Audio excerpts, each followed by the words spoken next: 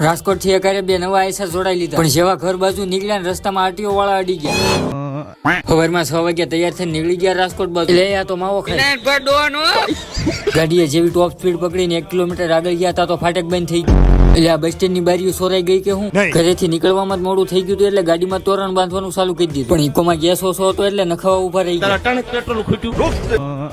Gas નખાવીને પાછા હોટલે ચા પીવા ઉભા રહી ગયા. ચા પીને ગાડી સીધી રાજકોટ શોરૂમે ઉભી રાખી. અને હવે અમારે જવાનું છે ગાડીના કાગળિયા કમ્પ્લીટ કરાવવા. લે આ તો અહીંયા કામે રહી ગયો છે કે હું ગાડીઓ તો અહીંયા ઘણી બધી હતી, પણ આપણી ગાડી તો અહીંયા પડી. પણ આ ગાડીનું નામ કોકને આવડતું હોય તો કોમેન્ટ કરી નાખજો. ગઈ આઈસરમાં વ્યવસ્થિત રીતે હાથ ચડાવી દીધા, અગરબત્તી કરી નાખી, અને પછી અમે બધા લાઈનમાં ઉભા રહી ગયા. કેમ કે હવે પેંડા વેચવાનું ચાલુ થઈ ગયું એટલે.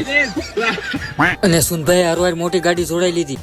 હજી ગાડીની નંબર પ્લેટ નહીં થઈ ને બપોરનો ટાઈમ થઈ ગયો એટલે જમાવી આવી ગયા. 4 વાગ્યા નંબર પ્લેટ આવી ગઈ એટલે બે ગાડીમાં ફિટિંગ કરાવી અને બે ગાડી લઈને નીકળી ગયા ઘર બાજુ. પણ બે ગાડીના અલગ અલગ રીતે શોટ લેવાના હતા એટલે એ લઈ લીધા. પણ જેવા અમે અડધે પહોંચ્યા ને આગળ આરટીઓ વાળાએ બે ગાડી ઉભી રખાઈ દીધી.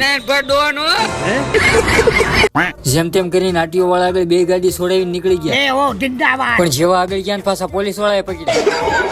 એટલે રાજકોટ થી કોઈ વિડીયો જોતા હોય તો કોમેન્ટ કરી નાખજો.